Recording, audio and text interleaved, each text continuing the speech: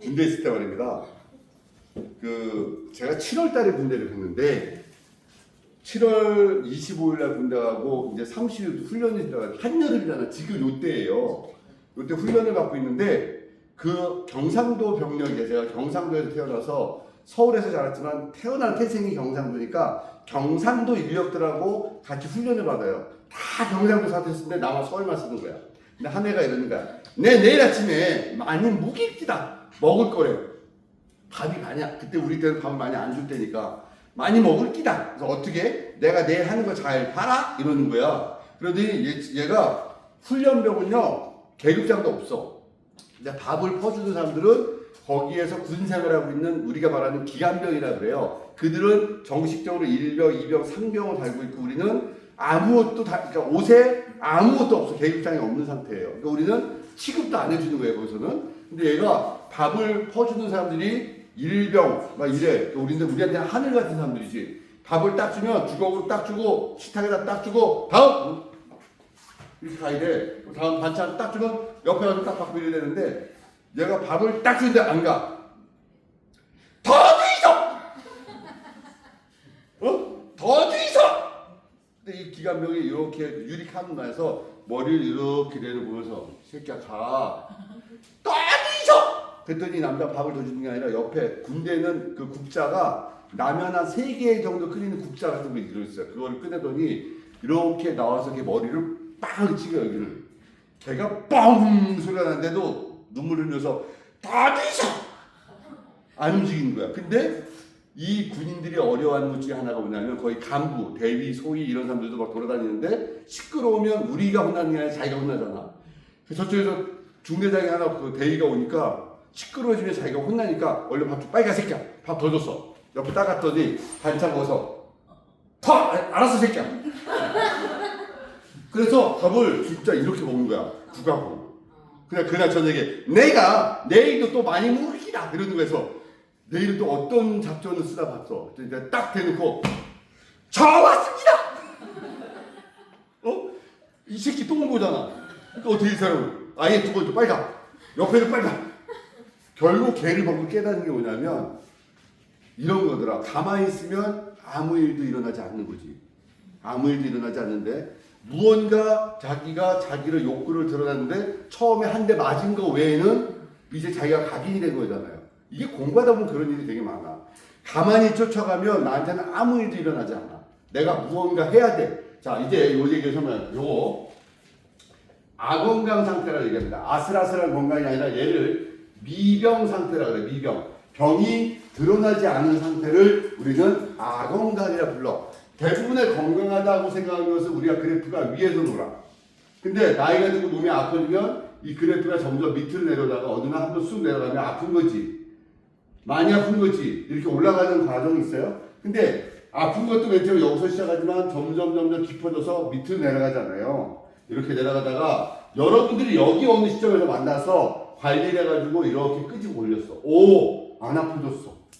아니 조금 아파졌어. 이렇게 온다고요. 그럼 고객들은 이쯤에 이렇게 물어봐요. 원장님 내가 관리를 받아서 이렇게 좋아졌는데 다시는 안 아플까요?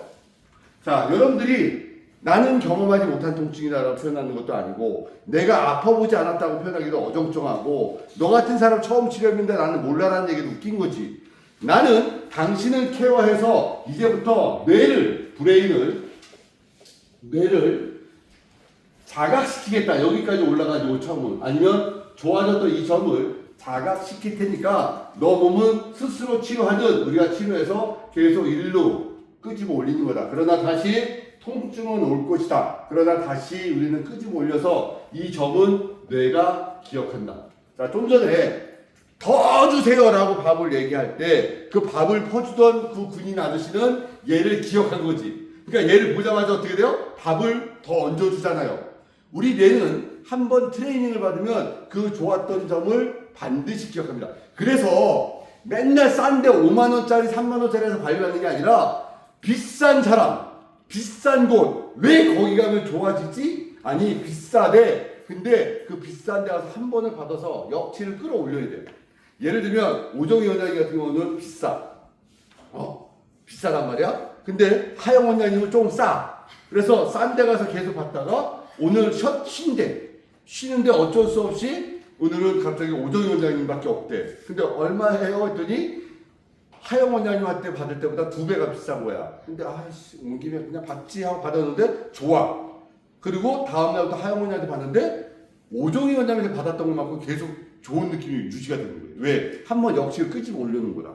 그래서 이게 진짜 중요한 게 뭐냐면요. 내가 잘하는 사람한테 가서 반드시 몸을 한 번 정도는 끄집어 올려놓으면 보편적인 곳 가서 해도 똑같은 에너지가 끄집어 올려지는 과정이 된다는 거지. 이제 결국 진짜 통증을 케어를 잘하는 원장님들 찾아서 한 번 비싸더라도 제대로 받아봐라. 물론 근데 거기 또 계속 받으면 어떻게 되는지 알아? 계속 여기서 놀아. 똑같은데? 똑같은데 이런다고. 근데 떨어져 봐야 좋은 걸 알잖아요. 그래서 잘하는 사람을 처음부터 만났을 때는 복이고, 그러나 지금 내가 관리를 받는데 조금 반응이 좀 덜하면 진짜 잘하는 사람한테 비싸더라도 가서 제대로 한번 받아서 뇌의 기억의 코드를 끄집어 올리는 게 중요해요. 그러면 몸은 회복의 반응으로 계속 올라가고 조금만 건드려도 케어 방향으로 가. 좋아지는 방향으로 간다. 우리 몸은요, 물 한 모금 먹을 수 있고 오줌 한 방울 배출할 수 있으면 살려고 한다. 이게 진짜 몸입니다. 그러니까 결국 머릿속에서 내가 내 몸도 무언가 발현할 수 있도록 도와줘야 된다. 여러분도 공부도 마찬가지잖아요.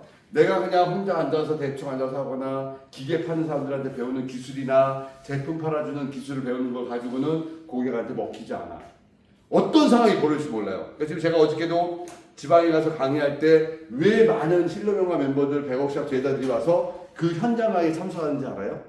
변수를 보고 싶은 거예요. 변수. 자, 저런 사람이 나타나면 신 교수는 어떻게 대처하나?